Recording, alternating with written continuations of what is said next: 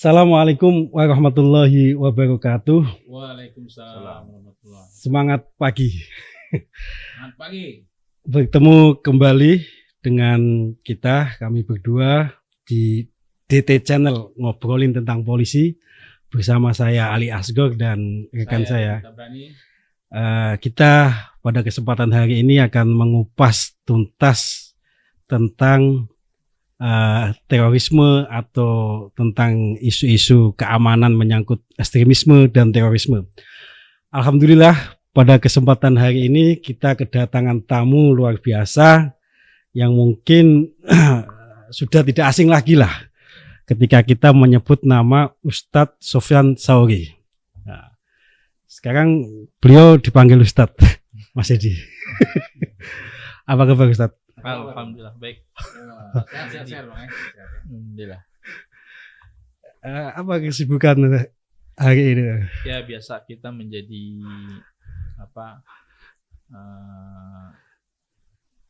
penyebar perdamaian, menjadi aktivis damai. Ya. Luar biasa. Pejuang damai. Alhamdulillah. Beliau ini Ustadz Sofyan Sauri mempunyia profil yang menarik menurut saya. Oke.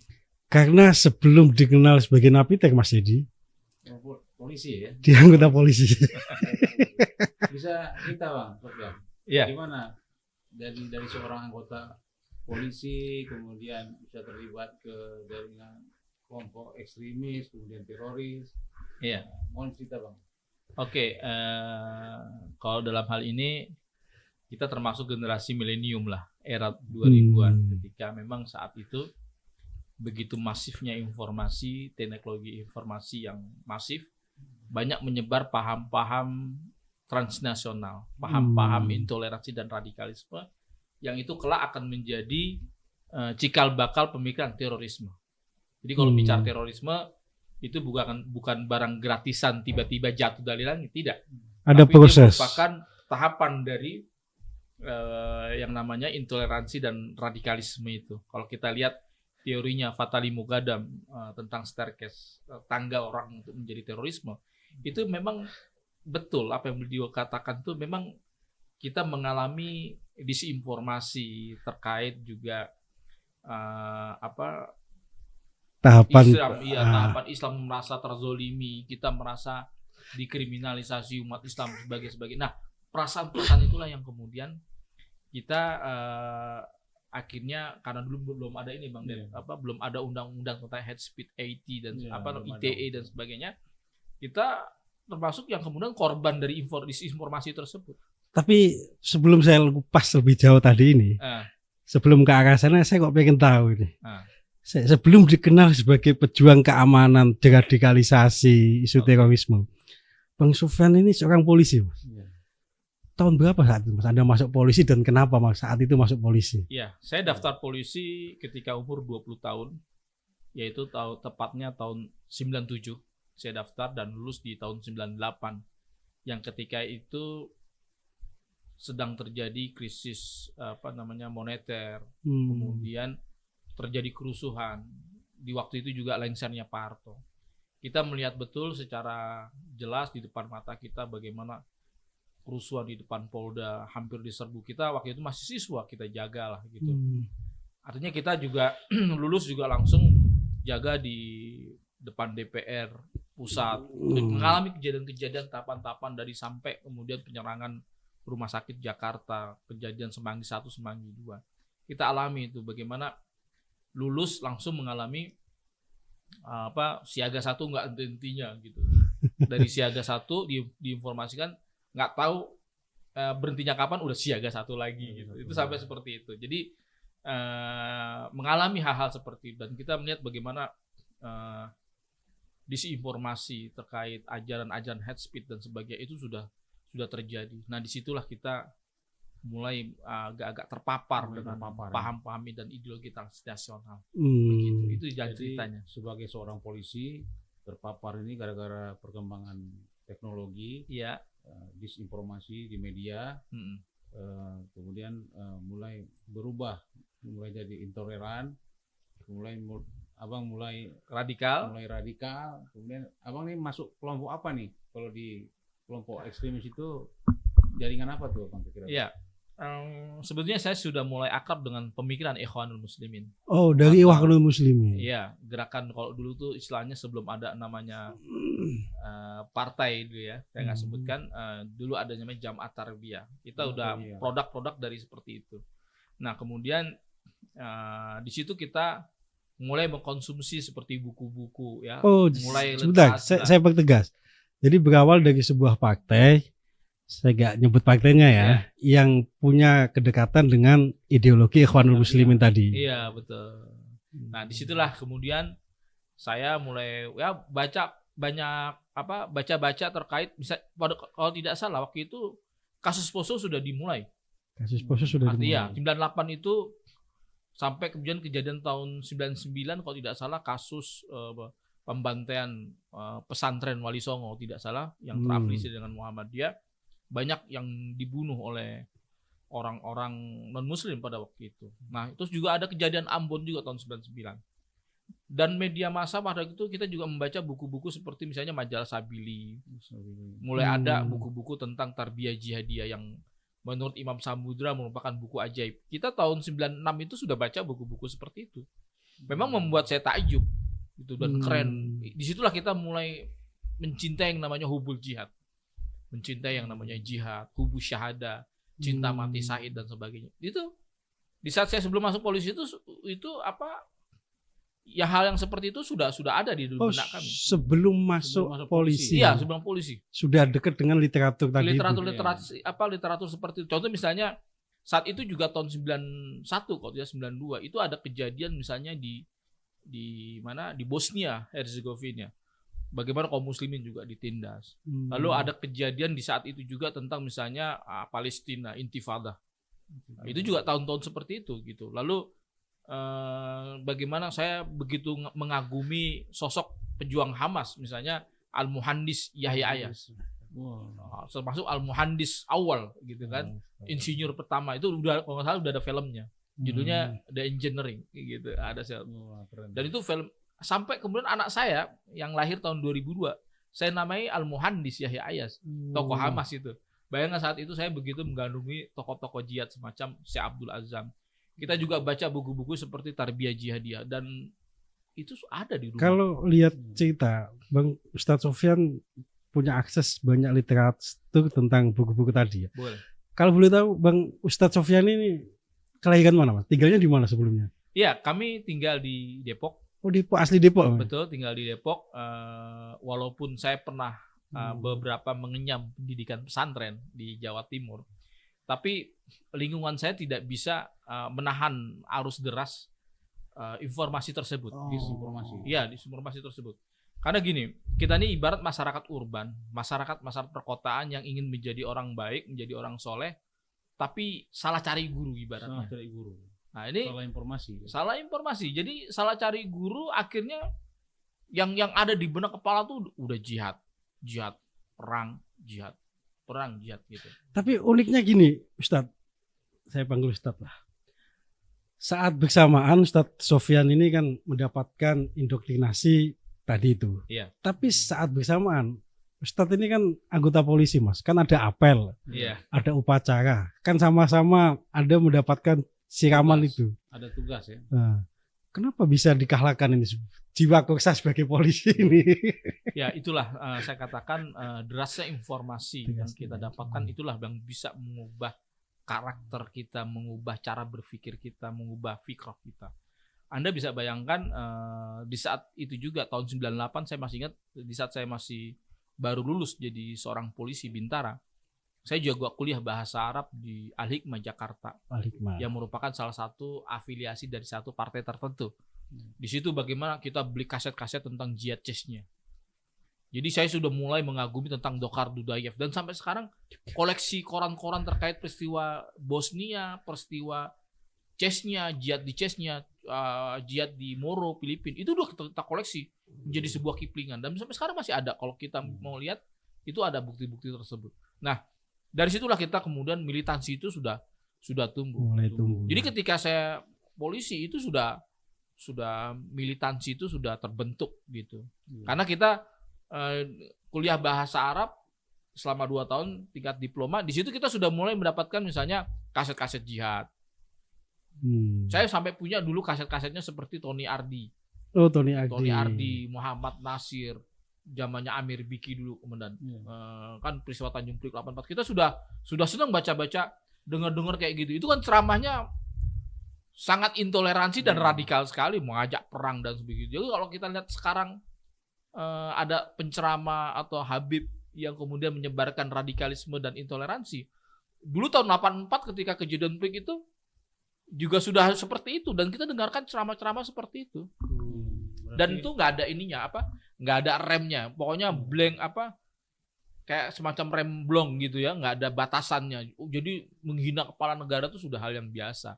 Tapi alhamdulillah sekarang kita sudah mulai tertib. Mulai ada undang-undang ITE, mulai ada iya, kita beruntung sekali. Berarti Bang Sofyan, mungkin mic-nya ya, Bang Sofyan, berarti ini kan terpaparnya itu karena seperti kumpulan puzzle-puzzle di luar negeri, di dalam negeri, persoalan-persoalan, betul, dinamika politik internasional di dalam negeri, itu mempengaruhi pemikiran Bang Sofyan ya. Betul seperti itu. Jadi memang wajar kalau kemudian bukan cuma hanya Indonesia yang kemudian terancam dengan disinformasi terkait dengan hate speech dan sebagainya. Sebenarnya dari dulu sudah ada gitu. Maka nggak heran kalau kemudian indeks radikalisme di Indonesia itu yang BNPT keluarkan itu hampir 50% misalnya, hampir 55%. Bayangkan kita hampir di ambang perang saudara. Konflik Ambon, konflik-konflik komunal, konflik sosial dan sebagainya itu juga sudah mulai masuk. Mungkin di data intelijen kita tahu misalnya kasus Ambon itu sempat didatangi oleh Syekh Aiman. Ada misalnya Syekh Aiman pernah ke Syekh Aiman Al-Zawahiri, pemimpin Al-Qaeda. Lalu ada Al-Faruq. Al-Faruq itu video-video dia jihad di Ambon dan sebagainya itu mulai ada. Itu salah satu tokoh teras Al-Qaeda yang kemudian dikirim oleh Syekh Aiman dari Waziristan lalu kemudian ke Irak, akhirnya terbunuh di Basra Irak tahun 2007 kalau tidak salah. Itu orang yang kabur dari escape from Bagram, penjara dari Bagram tuh. Kalau saya kembali ke belakang dikit, apa yang ada di pikiran Ustadz Sofyan waktu itu saat memutuskan untuk bergabung ke kelompok ekstremisme tadi itu, yang kita tahu mereka dengan mudah membunuh, memenggal kepala dan sebagainya.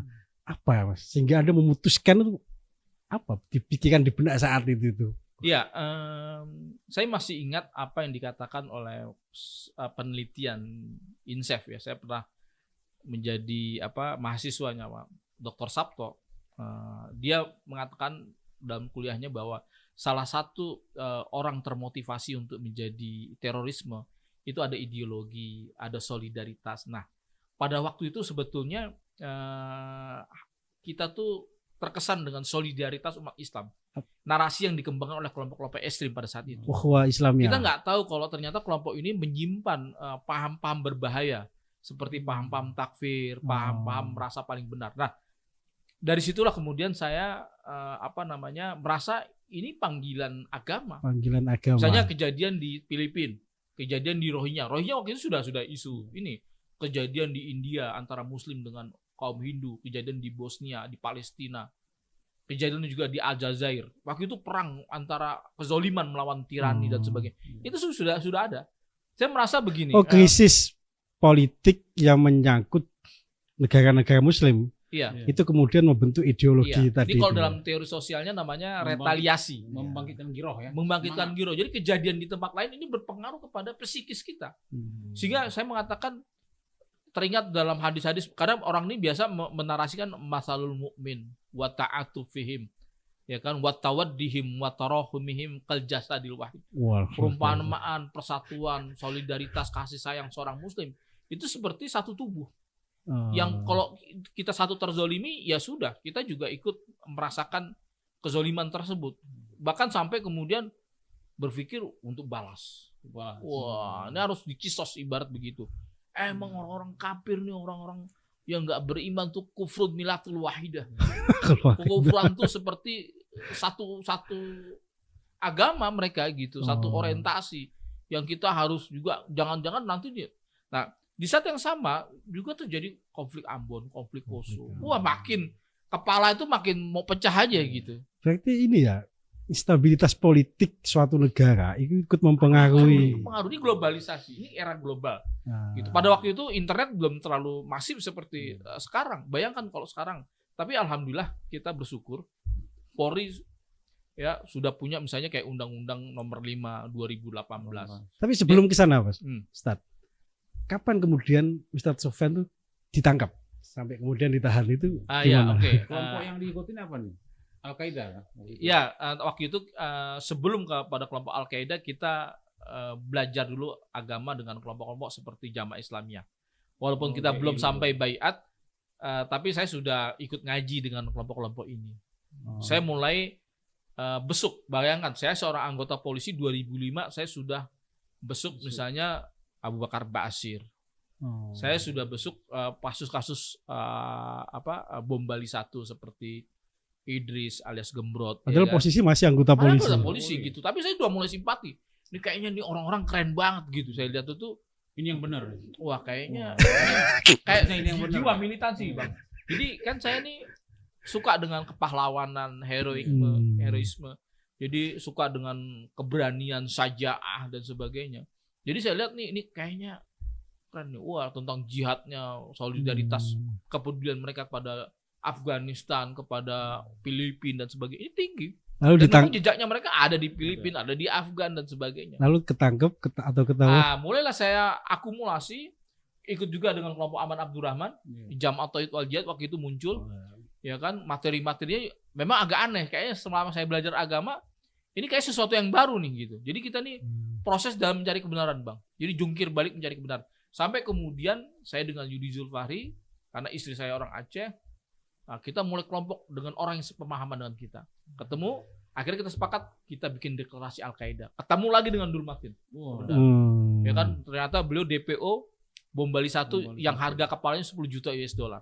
Akhirnya camp pelatihan kita tertangkap. Pada waktu itu kita juga merencanakan di Poso, di Banten dan juga di Aceh. Jadi kalau kita mau mengadakan serangan di Jakarta, kita escape ke yang namanya Qaida Aminah atau yang disebut dengan basis aman. Nah, ketika dalam proses itulah pelatihan militer kita di Aceh tahun 2010 mulai tercium. Di Jalin Janto. Di Jalin Janto. Berarti bersamaan dengan Ustadz Abu Bakar Ba'asyir saat. Di situ ada semua kelompok-kelompok gabung jadi satu. Ya, mereka punya istilahnya joint operation. Di situ ada Jamaah Islamiyah. Di situ ada Negara Islam Indonesia. Di situ ada Jamaah Tauhid wal Jihad. Di situ ada kelompok-kelompok misalnya JAT, Jamaah Ansor Tauhid. Ada kelompok-kelompok banyak faksi-faksi yang kemudian bergabung menjadi satu. Akhirnya saya tertangkap tanggal 6 Maret 2010 di Jalan Narogong di Pangkalan 9. Berarti Ustadz itu ditangkap berdasarkan tindak lanjut penyelidikan pelatihan di Junto Aceh tahun 2010 itu. Betul. Oke.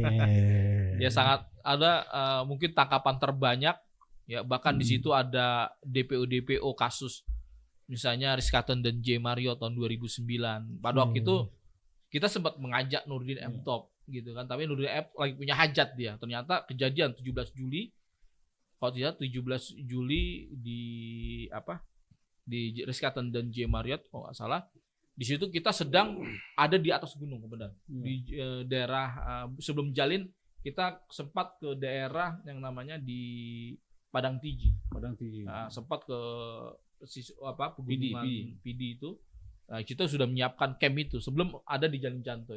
Akhirnya gara-gara kejadian itu kami turun. Karena apa? Karena di situ ada DPO, ada ex narapidana terorisme seperti almarhum Maulana dan sebagainya. Akhirnya kita turun untuk mengamankan diri. Ternyata ini ada kelompoknya Nurdin M Top pada waktu itu.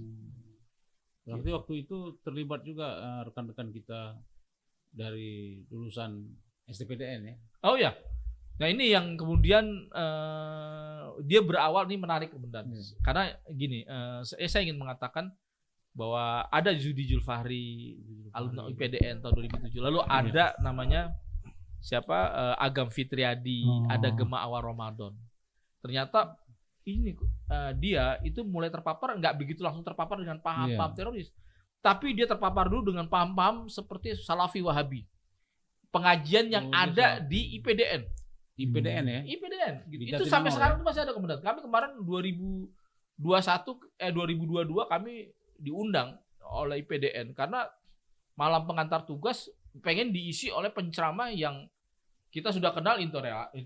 Intoleran. Kita nggak mau kok bisa gitu di lembaga negara atau sekolah kedinasan. Paham-paham ini marak ternyata. Saya khawatir nanti akan ada seperti saya. Karena di polisian bukan cuma saya aja, Dan. Oh, ada banyak. Ada banyak gitu. Contoh misalnya yang terbaru, misalnya kasusnya Bribda Nesi ini, anggota Dirkrim Polda Maluku Utara, Oke. yang kemarin dihukum 4,5 tahun. Saya ulangi lagi pertanyaan saya, Ustaz. Eh, Jadi ada beberapa anggota polisi yang sebenarnya juga terpapar ini ya. betul. Dan ini peringatan ini, dan itu bukan awalnya dari intoleransi. Intoleransi dan radikalisme. Dan kemudian ada Hendra Saputra yang kemudian jadi bom bunuh diri di Irak. Anggota Polres Hendra Saputra di Jambi kalau nggak salah. Kayaknya saya juga perlu tanya ke Mas Dedi, meskipun host, beliau juga perwira ini. Kira-kira gimana, Mas? Bahwa pernyataan Ustadz Sofwan, ada beberapa anggota Polri yang juga sebenarnya masuk dalam lingkaran jaringan ini. Iya, saya rasa juga Mungkin ini, Mas, biar banyak itu anggota Polri yang terpapar. Ada istilah PCS kemudian. Iya, Polisi Cinta Sunnah. polisi cinta sunnah. Ada kelompok-kelompoknya yang tergabung dalam Salafi. Iya, kalau Pak Salafi. Polisi cinta sunnah. Nah itu kita dia selalu mengatakan, kami mendukung Indonesia, kami mendukung Presiden Jokowi, bahwa Presiden Jokowi itu adalah ulil amri kita, bla bla bla bla dan sebagainya. Kami nggak boleh demonstrasi. Oke, waktu kami diundang kemudian ke Polda Maluku Utara, Karo SDM-nya mengundang kita, karena disinyalir anggota-anggota di Polda Maluku Utara banyak yang mulai terpapar. Dia mengatakan kami dilarang untuk demo kami. Kalau ada salah satu propam, ini namanya Dimas. Ustadz nyebut Polda Maluku loh ya ini. Iya. Karena memang Ini anggota itu 30.000 dan bisa dipertanggungjawabkan ya pernyataan. Iya dong. Inilah kenapa kita Densus 88 dalam hal ini concern terhadap masalah isu-isu intoleransi dan radikalisme. Karena teroris ini awalnya tuh dari sini, Bang. Hulunya itu ada di sini, di intoleransi. Dia bukan barang gratisan. Dan ini hasil riset penelitian para akademisi di seluruh dunia. Ini paham nih nggak datang secara gratisan, tapi dia dimulai dari intoleransi, radikalisme. Makanya ini penting. Nah, kata mereka, oke, saya bilang, Anda memang nggak akan diajak untuk ngebom atau nembak-nembak. Kalian anggota polisi, kalian akan tangkap dan laporkan itu. Tapi saya mau tanya, setelah Anda keluar dari pengajian tersebut, keluar dari taklim tersebut, Anda jadi benci nggak dengan orang-orang di luar kelompok Anda? Ya karena itu bid'ah, Ustaz. Mereka itu bid'ah dan sebagainya. Karena nggak ada contohnya. Nah itu dia saya bilang. Jadi pemahaman kebencian, ajaran hate speech gitu, itu sudah diajarkan di kelompok-kelompok ini, membenci orang di luar kelompok dia. Ini Bang, sebetulnya akarnya dari sini. Saya bilang saya takut, saya bilang sebelum saya jadi teroris, saya tuh kayak gitu, upacara bendera, ini bid'ah ini, ya kan nggak ada dalilnya, nyanyi Indonesia Raya, haram. Anda mungkin pernah lihat kemarin, kalau nggak salah masih ada videonya, salah satu penceramah intoleran, ketika ada seorang ibu nanya, Ustadz, anak saya nggak merasa nyaman menyanyi lagu Indonesia Raya. Gimana Pak Ustadz? Ini seorang dokter, seharusnya dia bisa komparasi beberapa dalil, ya kan, alumni Madinah. Sekolahnya masih ada, Ustadz, sampai sekarang? Masih ada itu. Jadi kata di mana Ustadz? Di Bekasi ada? Banyak sekali. Bekasi nih ada. Banyak. Jadi gini, dia bilang, Anda kalau nggak merasa nyaman untuk nyanyi Indonesia Raya, nggak usah nyanyi. Jawaban seorang dokter gitu. Itu kalau yang nyanyi anggota Polri, yang suka misalnya nyanyi Padamu Negeri, kemudian nyanyi Indonesia Raya, lalu kemudian ini nyanyi haram, nggak ada dalilnya dan sebagainya. Saya yakin nanti anggota Polri itu akan memboikot kemudian acara pisah sambut misalnya Kapolres. Jadi bisa kita simpulkan tanda-tanda seseorang terlibat gerakan-gerakan intoleran tadi itu atau ekstremisme tadi berawal misalnya dari hal-hal nggak mau upacara, nggak mau menyanyikan Indonesia Raya. Faktanya seperti itu. Faktanya seperti itu. Kalau Anda lihat siapa si Bribda Nesi, Bribda ini, itu juga sama. Dia ingin jilbab pakai cadar. Karena di Polri nggak ada TR, perubahan terkait busana pakaian Polri, ya akhirnya ya jilbab seperti biasa. Tapi kan itu udah bagus, sudah mengakomodir. syariat gitu. Tapi mereka nggak mau, akhirnya apa? Diakalin. Lama-lama berkembang dari rasa kayak merasa Islam ini didiskriminasi dan sebagainya. Akhirnya ngambil gaji haram. Gaji polisi haram. Itu sama yang kita alami. Jadi apa yang dialami oleh Hendra Saputra, Sarip Tabubun, anggota-anggota Polri, seperti yang dialami oleh misalnya siapa yang penjara seumur hidup di Porong, Jawa Timur, itu juga sama. Banyak beberapa yang mantan anggota Polri, Sarip Tabubun yang tertangkap di Sandakan Malaysia, dia mau nyebrang ke Marawi. Itu juga anggota reserse Polres Ambon. Lalu ada Bribda Nestirini. Kemudian ada lagi Hendra Saputra. Bahkan yang menembak polisi kemudian 2010 mungkin kita pernah mendengar di bulan-bulan Mei dan Juni. Itu kalau nggak salah. Ada 4 polisi yang ditembak mati di Purworejo 2 orang dan di Kebumen 2 orang. Siapa pelakunya? Ex anggota TNI namanya Juli Karsono. Ada menyebut kawan kita juga sama satu geng dengan kita. Itu anggota TNI dan ternyata jadi bukan hanya polisi, anggota TNI juga. Ya, bahkan Ria Mijat Ria Kudu pernah mengatakan 2019, datanya masih ada, bisa dicari. Dia mengatakan bahwa TNI itu ada 3%. 3% ya? 3%.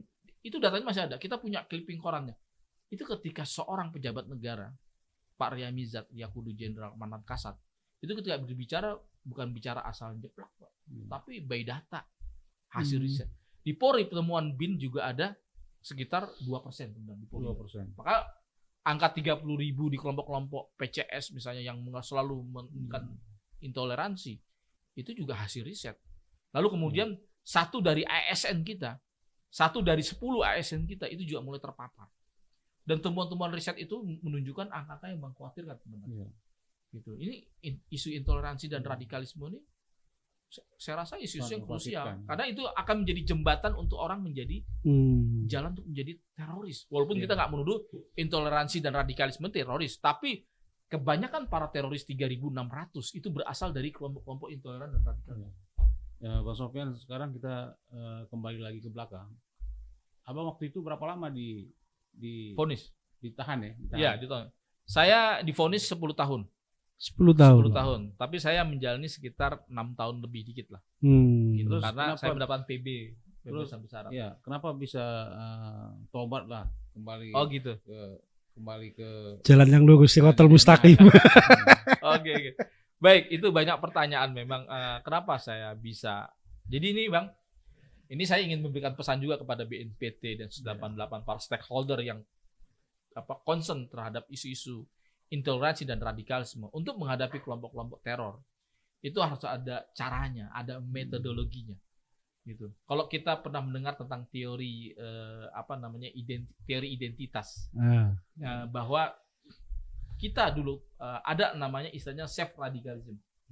Kita terradikalisasi sendiri. Ada self deradikalisasi. Self deradikalisasi itu maksudnya itu kita tersadarkan sendiri. Dari apa? Ternyata dari in group. Dari in group. In group itu maksudnya kita hanya bisa dievaluasi, diintrospeksi oleh siapa? Oleh yang orang sepemahaman dengan kita dulu. Yang sudah tobat. Yang sudah tobat. Makanya sebelumnya deradikalisasi menggunakan para ex atau mantan untuk menjadi buzzer lah atau menjadi influencernya. Karena apa? Ada pepatah Arab yang mengatakan orang itu akan akan memusuhi sesuatu yang nggak dikenal, kan gitu. Nah, untuk mencairkan suasana itu kita harus hadirkan orang-orang yang pernah menjadi mereka. Bagian jadi secara psikis itu paham gitu. Nah, akhirnya itulah yang kemudian saya mulai ketika itu Syekh Usamah kalau nggak salah ada surat namanya Letter from Abu Tabat. Jadi Syekh Usamah itu ketika terbunuh 2011 itu ditemukan banyak surat-surat dan isinya mengatakan bahwa gerakan jihad kita ini itu terpapar mulai tersusupi dengan paham-paham takfiri dan itu mengklaim bagian daripada kelompok kita. Nah, akhirnya kita menganggap bahwa ini wah benar nih. Memang kawan-kawan saya ini takfiri semua. Jadi kita ini mulai ini nggak benar digerakkan nih. Jadi kita mulai seperti itu. Lalu mulai ada intervensi misalnya dari buku-buku dari para mantan ex jamaah Islamiyah di Mesir seperti Ibrahim Naji, seperti Usama Hamdan dan sebagainya. Dan itu mempengaruhi kita juga. Nah itu Ustaz, saya ingin mengkonfirmasi. Saya dengan Mas Dedi itu udah riset ya, buku yang judul JAD ini. ya. Kami bertemu dengan Aman Abdurrahman, Ustadz Abu Bakar Ba'asyir. Nah, saya ingin mengkonfirmasi di hasil riset kami yang kita bukukan ini, itu mereka terpapar paham yang secara sanadnya itu ke Ustadz Syekh apa Abdul bin Wahab ini, Syekh Ya, pendiri Muhammad bin Wahabi. Abdullah, betul. Memang betul ya. Dan itu Bahkan Aman Abdurrahman mengatakan ketika kami berdua tanya, saya adalah bahnya Wahabi di Indonesia katanya. Dia bilang itu. Abu Bakar Ba'asyir. Enggak, Aman Abdurrahman. Ya, betul. Memang gini. Aman Abdurrahman itu adalah orang yang paling jujur di dalam mengamalkan ajaran-ajaran Muhammad bin Abdul Wahab. Tapi ini belum ada risetnya, Dan. Tapi Ya. ini sudah menjadi sebuah asumsi Ya. bahwa dalam penangkapan terorisme itu selalu ditemukan yang namanya buku seperti Kitabut Tauhid. Ada 17 Buku. lebih yang Ya. kita list ya Mas ya. Ya. Dalam riset buku ini. Hah? Itu semua karya-karya yang diterjemahkan dari Muhammad bin Abdul Wahab. Ya, betul. Jadi pasti di situ ada buku namanya Nawaqidul Iman, Nawaqidul Islam, pembatal-pembatal keislaman. Itu kalau nggak salah karangan Muhammad bin Abdul Wahab. Betul. Ada lagi Risalah Makna Togut, itu juga karangan Muhammad bin Abdul Wahab. Ini yang dipegang oleh para teroris yang terafiliasi dengan JAD akhir-akhir ini sejak penangkapan 2013 Ya. itu mungkin sejak 2010 dan sebagainya.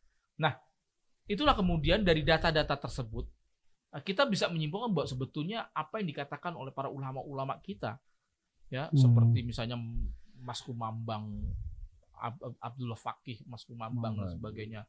Lalu ada buku-bukunya seperti ulama-ulama sejak zaman dulu seperti Ahmad Dahlan, Zaini Ahmad Dahlan. Kemudian banyak ulama-ulama, ada 250 turos yang membantah kelompok Merot, kelompok Wahabi. Dan itu benar. Makanya ada tulisan oleh seorang muhaddis dari kelompok mereka namanya Syarif Hatim Al-Auni. Ya, dia pernah mengatakan ingkaru alaqatin at-takfir ad-durar asalnya khianatan lil ummah wal watan katanya. Jadi mengingkari adanya korelasi hubungan antara paham-paham takfiri dengan kitab-kitab ad-durar asaniyah fi ajibabi najdiyah. Itu berarti dia telah mengkhianati umat dan negara. Khianatan lil ummah. Kenapa? Karena menganggap bahwa ajaran Wahabi ini bersih steril dari paham-paham takfiri, bahwa dia itu akan menyebabkan paham-paham ini menyebar secara luas. Emang yang salah dengan paham Wahabi apa sih? Yang contoh misalnya begini. Biar Ada pemirsa yang buku Risalah Mana Togut. Nah, Buku Risalah Mana Togut. Dia katakan Togut yang kelima itu adalah pemerintah yang tidak berhukum dengan apa yang Allah turunkan. Lalu mereka mengatakan bahwa pemerintah yang tidak berhukum dengan hukum Allah ini kafir. Ini Togut. Maka sejak itu pemerintah dikatakan Togut itu mulai marak gitu. Lalu ada misalnya membatal keimanan atau membatal keislaman. Yang ketiga adalah man lam yukafir au syaka fi kufri fa huwa kafir. Barang siapa yang tidak mengkafirkan orang kafir lalu ragu-ragu dengan kekafirannya, maka dia kafir. Misalnya mereka menganggap bahwa yang enggak berhukum dengan Allah itu kafir. Polisi tentaranya dianggap sebagai ansor togut. Kan ada togut, ada ansor togut, pemerintahannya togut. Kemudian bala tentara TNI Polri dianggap ansor togut. Itu kalau kita nggak mengkafirkan mereka, kita dikena kaidah tadi man lam yukafir au syaka kufri. Sebenarnya ini kaidah Ahlus Sunnah yang ditujukan kepada kekafiran yang memang disebutkan nih oleh Quran dan hadis. Tetapi ini di copy paste dipakai untuk mengkafirkan yang kekafirannya nggak jelas gitu.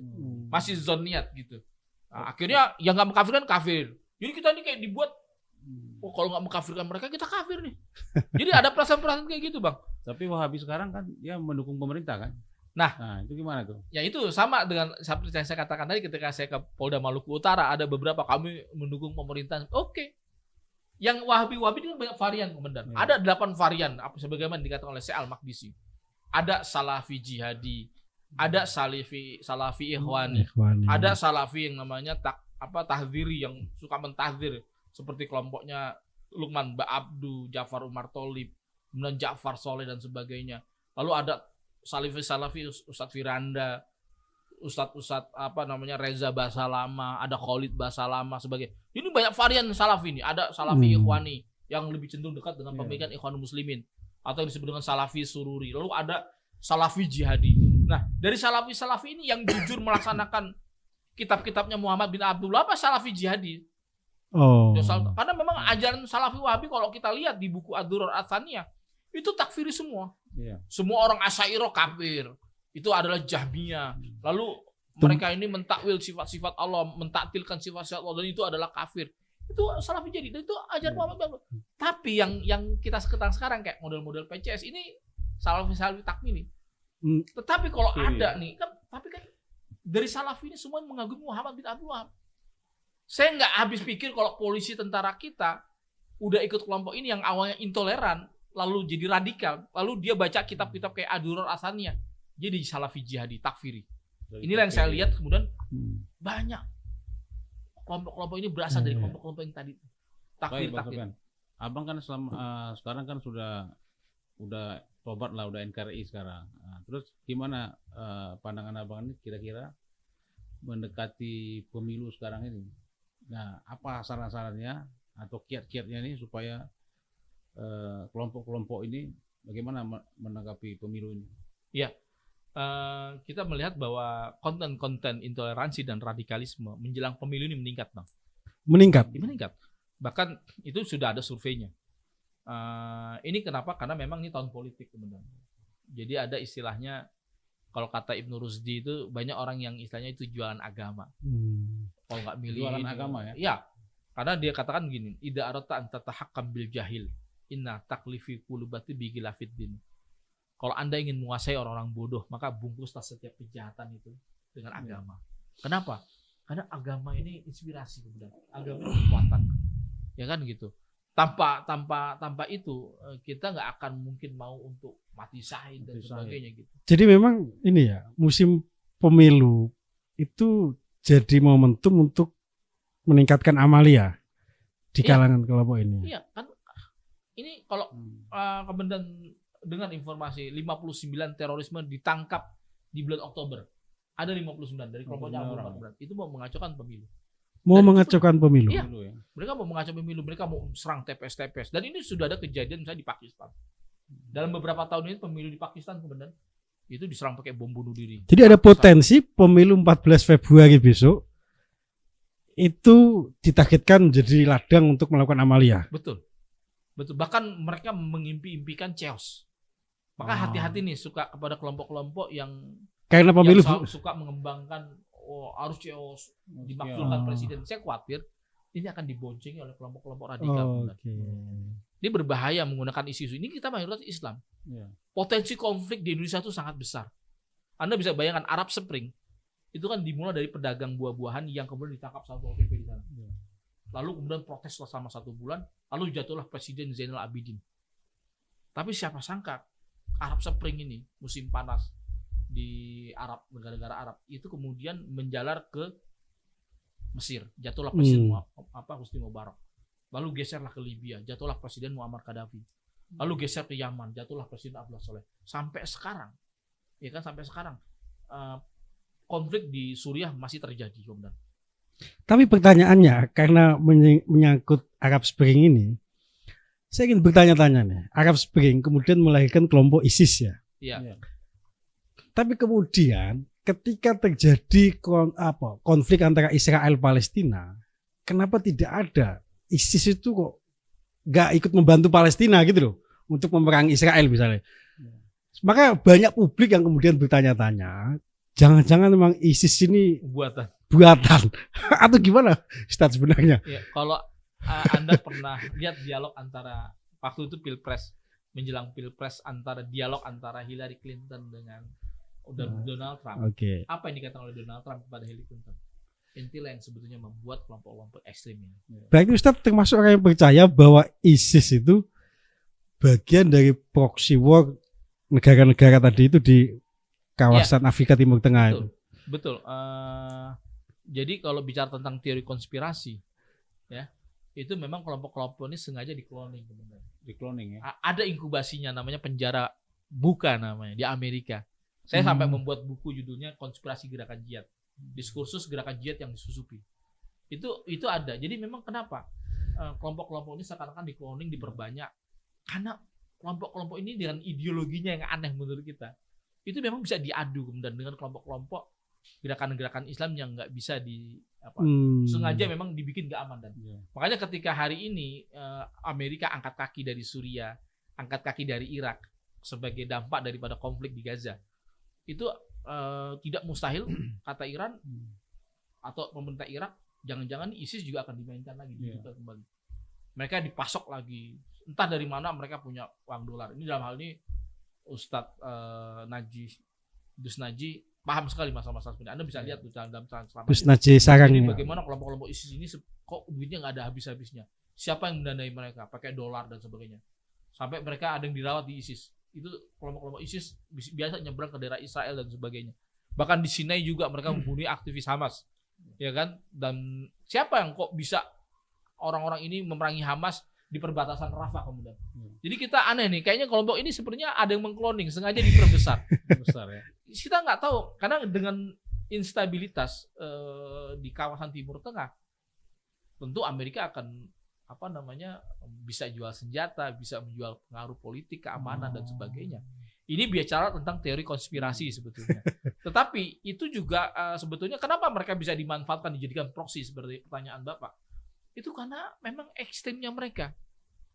Akhirnya ini juga berkembang, nggak cuma Indonesia saja, ya bahkan di Filipina, kemudian ada di Timur Tengah, di Pakistan, Afghanistan, dan mereka seperti ada yang memelihara.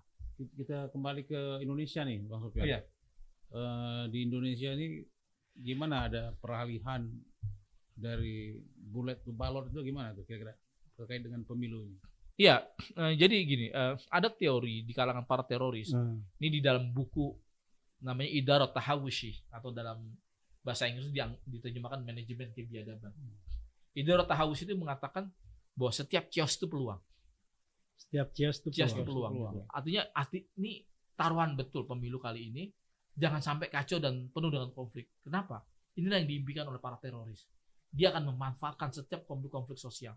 Dan mereka akan menemukan semacam safe haven, tempat surga kalau kondisi dalam chaos. Kita bagaimana tahu konflik Suriah saja itu bisa menimbulkan ISIS yang Bapak bilang tadi, gitu.